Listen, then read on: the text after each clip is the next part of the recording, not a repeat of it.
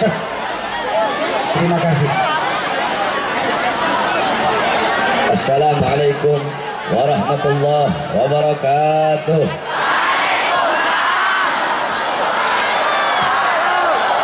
Bismillah. Wassalatu wassalam ala Rasulillah Muhammad ibn Abdullah wa ala alihi wa sahbihi wa man wala. Wa ba'd. Yang saya cintai, yang saya muliakan, para alim ulama, para habaib, para kiai, para asatid, para tokoh masyarakat, para aparat pemerintah, wabil khusus segenap keluarga besar Abuya Kiai Haji Arsyuddin, yang saya cintai, yang saya muliakan, Sahibul Bait Kiai Haji Abuy, beserta segenap panitia peringatan haul Hajah Om Mardiyah, beserta seluruh hadirin hadirat, bapak-bapak, ibu-ibu, khususnya para pemuda-pemudi sekalian, umat baginda Nabi besar Muhammad yang selalu dimuliakan oleh Allah Subhanahu wa taala. Saudara-saudara, sebelumnya saya mohon maaf karena tidak bisa lama. Pada malam hari ini saya ada 8 tempat. Ini tempat yang pertama, masih ada 7 tempat lagi, walaupun sedikit, insya Allah bermanfaat. Hadirin sekalian yang dimuliakan oleh Allah, kita duduk di sini dalam rangka acara haul. Saudara-saudara, haul punya 3 makna. Haul punya 3 arti. Yang pertama, haul artinya adalah daya. La haula wala, tiada daya. Haul yang kedua maknanya sekeliling atau sekitar. Alladzi barakna haulahu, yang kami berkahi sekelilingnya, yang kami berkahi sekitarnya. Haul yang ketiga maknanya 1 tahun. Setiap perputaran waktu 1 tahun itu namanya haul. Nah, adapun haul yang kita maksud pada malam hari ini adalah mengenang setiap tahun daripada kematian orang yang beriman kepada Allah Subhanahu wa taala. Sangat banyak sekali acara-acara haul. Di Jakarta ada haul Habib Ali bin Abdurrahman Al-Habsyi Kuitang, haul Habib Salim bin Ahmad bin Jindan, haul Habib Ali bin Husain Al-Attas, haul Habib Hasan bin Muhammad Al-Haddad, haul Habib Ahmad bin Ali Al-Haddad, haul Kiai Haji Abdullah Syafi'i, haul Muallim Syafi'i Hazami, haul Kiai Haji Nur Ali. Di Bogor ada haul Al-Habib Abdullah bin Muhsin Al-Attas Keramat Empang. Di Jawa Barat, di Sukabumi ada haul Al-Habib Syekh Al-Attas. Di Jawa Tengah ada haul Haddad, ada haul Pekalongan. Di Jawa Timur ada haul Al-Habib Saleh bin Muhsin Al-Hamid Tanggul, haul Al-Habib Abu Bakar Muhammad Segaf Gresik, haul Habib Abdullah bin Ali Al-Haddad, haul Habib Hadi bin Abdullah Al-Haddar, dan masih banyak lagi haul para habaib, para masyayikh dan para kiai. Saudara-saudara, haul adalah mengenang 1 tahun daripada kematian orang yang beriman kepada Allah. Di dalam acara haul dibacakan manakib. Manakib adalah jamak daripada mufrad manqabah, artinya adalah teladan hidup, kisah-kisah hidup yang baik yang diceritakan daripada sahibul haul. Bagaimana ilmunya, amalnya, ibadahnya, waraknya, khaufnya, bagaimana ikhlasnya, zuhudnya, ibadahnya, khasyahnya, qanaahnya, agar kita bisa mengambil ibrah, agar kita bisa mengambil iktibar, mengambil intifa, mengambil hikmah daripada kisah hidup sahibul haul, agar kita menjadikan sahibul haul sebagai teladan kita, uswah kita, qudwah kita di dalam kehidupan sehari-hari. Saudara-saudara, dalam kitab Bughiyatul Mustarsyidin Al-Habib Abdurrahman Al-Masyhur, di situ ada 1 hadis yang jarang kita dengar. Ini hadis derajatnya dhaif, tetapi bisa dipakai dalam fadhailul a'mal. Hadis yang dhaif bisa dipakai dalam fadhailul a'mal, bisa dipakai dalam targhib, dan bisa dipakai dalam tarhib. Hadis dhaif tidak boleh dipakai dalam aqaidud diniyah, tidak boleh dipakai dalam ahkamus syariah, tapi boleh dipakai di dalam targhib, tarhib, dan fadhailul a'mal. Hadis dhaif bunyinya seperti ini dalam kitab Bughiyatul Mustarsyidin. Ini adalah dalil daripada haul. Man warraha mu'mina faka'annama ahyahu, faman qara'a tarikhahu faka'annama zarahu, faqad istaujaba ridwanallah fi huzuril jannah. Apa kata Nabi Muhammad? Barang siapa yang membaca sejarah hidup orang yang beriman kepada Allah, man warraka mu'mina faka'annama ahyahu. Barang siapa yang membuat sejarah hidup orang yang beriman kepada Allah, faka'annama ahyahu, maka seakan-akan dia telah menghidupkan orang yang beriman tersebut. Faman qara'a tarikhahu, dan barang siapa yang membaca sejarah hidup orang yang beriman tersebut, faka'annama zarahu, maka seakan-akan dia telah berkunjung kepada orang yang beriman tersebut.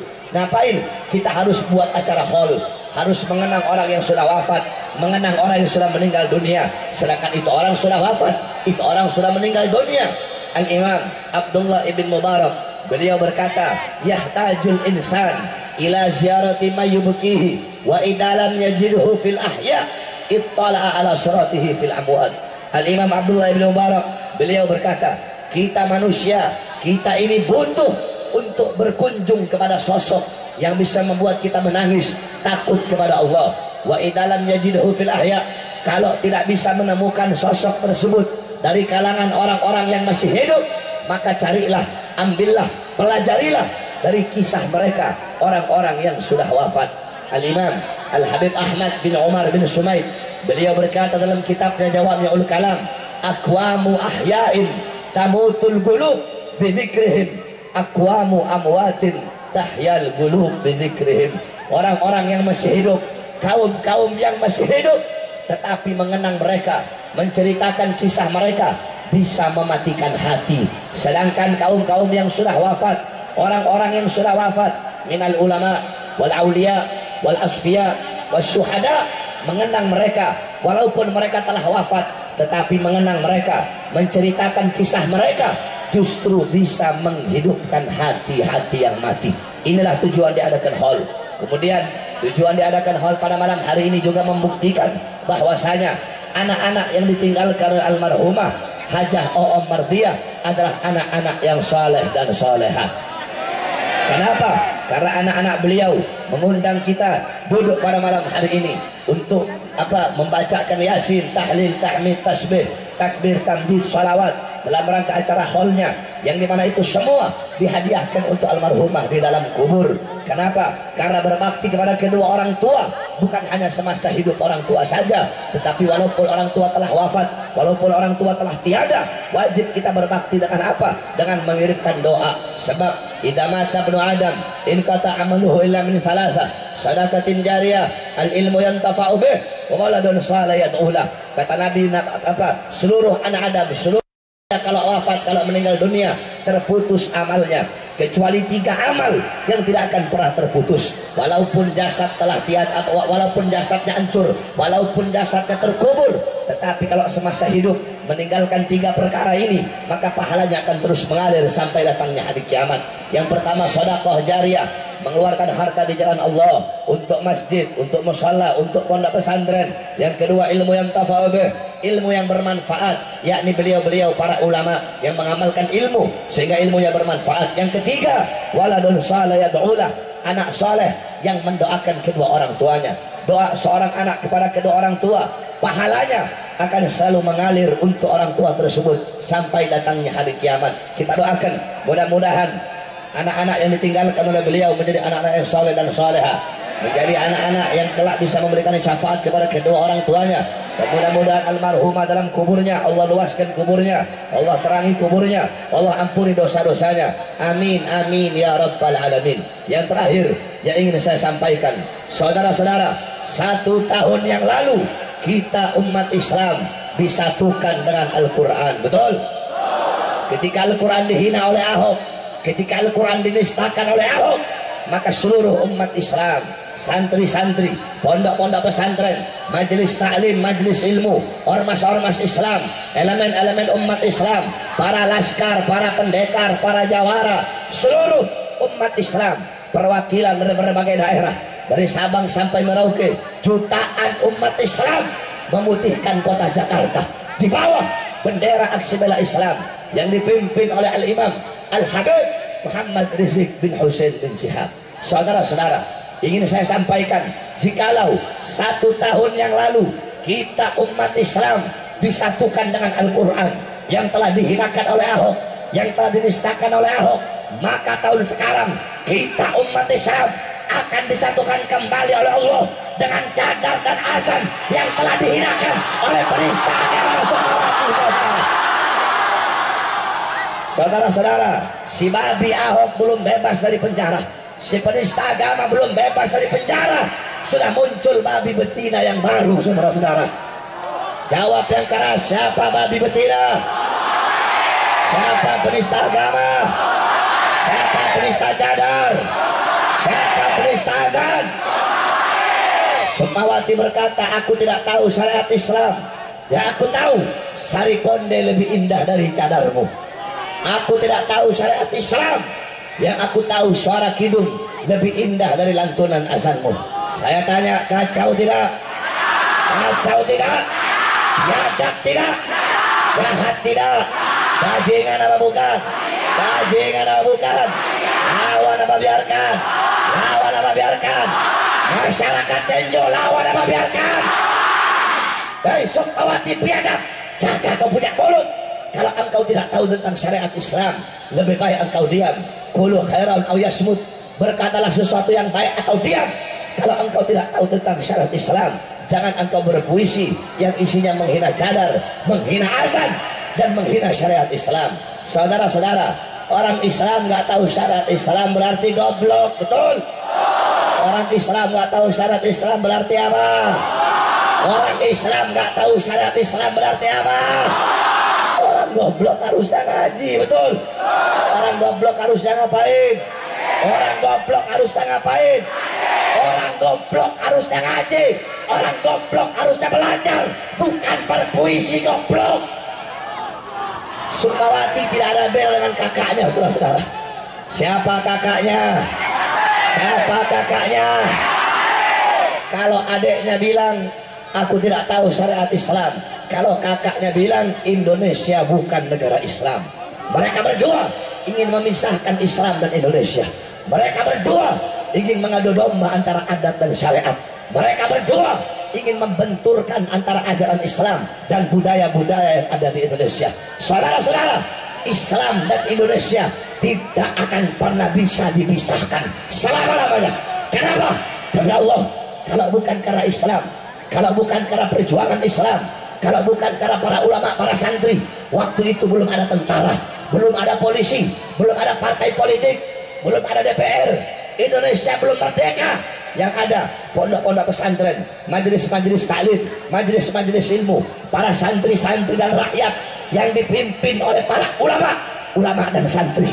Mereka berjuang mengangkat senjata, mengangkat bambu runcing, mereka mengangkat pedang, mereka mengorbankan jiwa dan nyawa, pagi, siang, sore, malam, bermandikan darah dan air mata. Untuk apa? Untuk melawan dan mengusir para penjajah dari tanah Indonesia. Saudara-saudara, demi Allah, kalau bukan karena ulama santri, kalau bukan karena perjuangan Islam, tidak akan pernah merdeka negara kesatuan Republik Indonesia. Saudara-saudara, tidak ada kalimat yang mereka teriakkan, tidak ada kalimat yang menggelegar di langit Indonesia, tidak ada kalimat yang bisa membangkitkan semangat juang mereka, tidak ada kalimat yang membakar semangat mereka untuk melawan para penjajah. Kalimat apa yang diteriakkan oleh Bung Tomo, yang diteriakkan oleh pemuda-pemuda Surabaya, yang diteriakkan oleh Jenderal Sudirman, yang diteriakkan oleh Haji Hasyim Asy'ari, yang diteriakkan oleh Pangeran Diponegoro, yang diteriakkan oleh Imam Bonjol? Kalimat apa yang menggetarkan hati para musuh-musuh, para penjajah? Ketika itu Inggris datang ke Surabaya membawa dua pasukan dari India dan pasukan dari Gurkha. Ini pasukan Gurkha adalah pasukan yang disegani dunia. Pasukan Gurkha adalah pasukan yang paling ditakuti oleh dunia. Kenapa? Karena pasukan Gurkha, mereka tidak membunuh dengan senjata, tapi mereka punya pisau khusus, namanya pisau Gurkha. Ketika itu pasukan Gurkha yang dipimpin oleh Inggris datang ke Surabaya.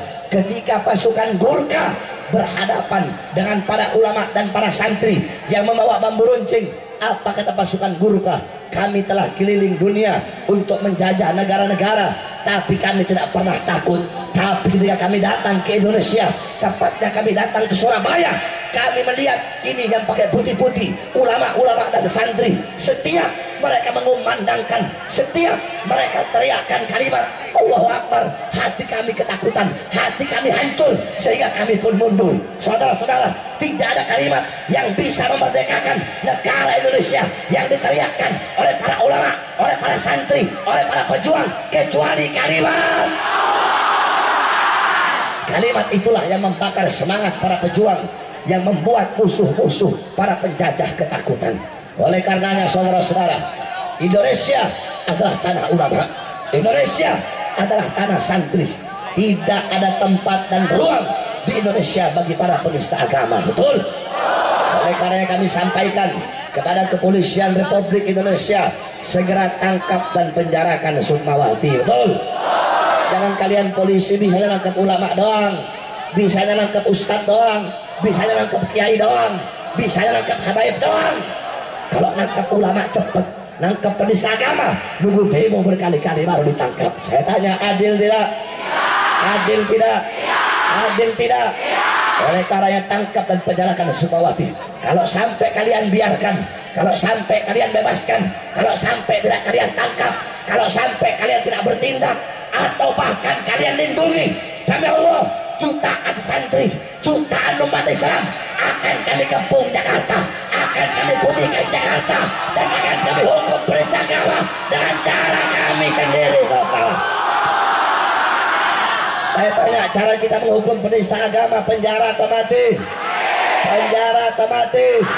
Penjara atau mati? Masyarakat Tenjo siap matikan penista agama, siap hancurkan penista agama, siap binasakan penista agama. Andaikan penista agama dilindungi oleh polisi, bawa senjata, lawan jangan. Bawa senjata, lawan. Bawa senjata, lawan. Bawa senjata. Hei masyarakat Tenjo, bawa senjata, lawan. Bawa gas air mata, bawa barakuda, bawa water cannon. Nanti kamu ditembak, berani ditembak, di penjara, dibuang, diculik, nanti berdarah, nanti pisah sama anak istri, nanti mati, siap mati, siap kehilangan nyawa, siap berdarah, siap hancur untuk agama, siap binasa untuk Indonesia. Allahu Akbar, Allahu Akbar, Allahu Akbar. Yang terakhir kami wasiatkan kepada kalian, wahai para pemuda-pemudi Islam, jikalau suatu saat nanti kami ditangkap, kami dipenjara, kami diracun, kami diculik, kami dibuang, atau kami dibunuh karena memperjuangkan Islam, karena menyampaikan kebenaran, karena melawan kezaliman, wahai pemuda-pemudi Islam, berjanjilah, bersumpahlah kalian, jikalau suatu saat nanti kami ditangkap, kami dipenjara, kami dibuang, kami diculik, atau kami dibunuh karena memperjuangkan Islam, wahai pemuda-pemudi Islam Tenjo, bersumpahlah, bersaksilah, andaikan kami dibunuh, demi Allah, jangan pernah kalian padamkan api-api perjuangan yang selama ini telah kami nyalakan. Saya tanya, pemuda-pemudi Islam Tenjo, siap lanjutkan perjuangan? Siap lanjutkan perjuangan? Siap teruskan dakwah Nabi Muhammad? Jikalau kami tiada, kami mendahului kalian, kami titipkan perjuangan Nabi kepada kalian, kira-kira siap amanah, siap tanggung jawab, siap sampaikan kebenaran, siap runtuhkan kerajaan-kerajaan kezaliman? Allahu Akbar, Allahu Akbar, Allahu Akbar. Mudah-mudahan Allah hancurkan siapapun yang menghancurkan Islam, Allah hinakan siapapun yang menghina Islam, Allah nistakan siapapun yang menista Islam. Allahumma barik lana fi Sya'ban wa balighna Ramadan. Allahumma barik lana fi Sya'ban wa balighna Ramadan. Wa sallallahu alaihi wasallam Muhammad wa ala alihi wa sahbihi wa barik wa sallam. Alhamdulillahi rabbil alamin. Wal afu minkum. Wassalamu alaikum warahmatullahi wabarakatuh.